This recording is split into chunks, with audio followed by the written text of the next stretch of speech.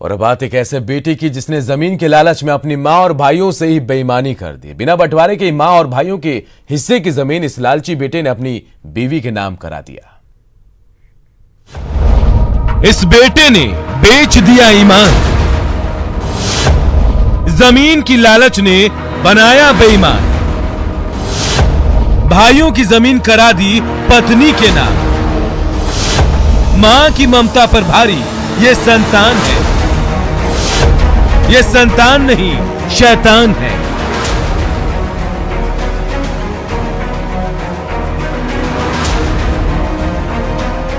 ₹1 की रजिस्ट्री और जमीन के लालच ने इस बेटे को बेईमान बना दिया और इसने अपने भाइयों और मां के हिस्से की जमीन को अपने पत्नी के नाम कर दिया।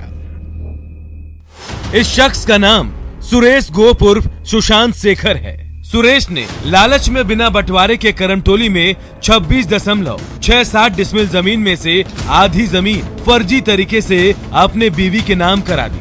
मां ने जब विरोध किया तो मां को डंडे से पीटने आ गया।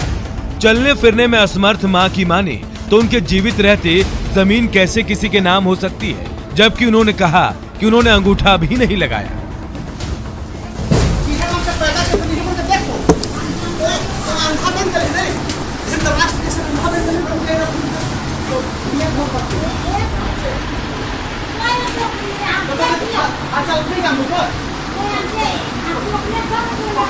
अपने भाई की बेईमानी से तंग आकर बाकी भाइयों ने लालपुर थाने में शिकायत दर्ज करा दी। वही कमिश्नर को लिखित शिकायत देकर अब कार्रवाई की मांग कर रहे हैं।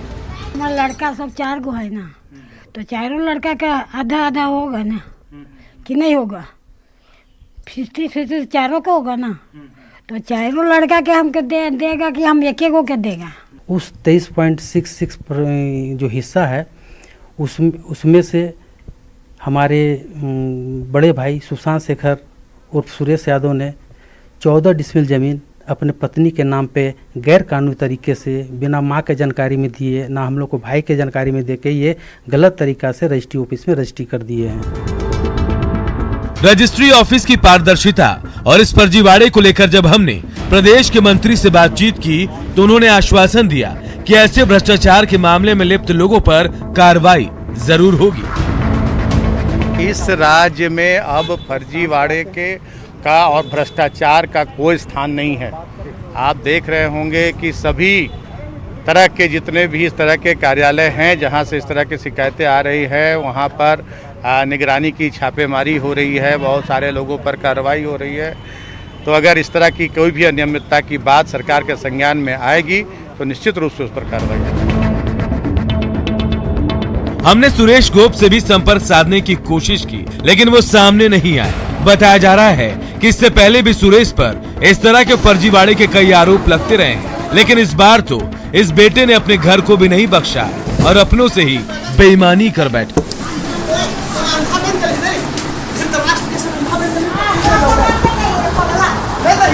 ओम प्रकाश, न्यूज़ 18, रांची।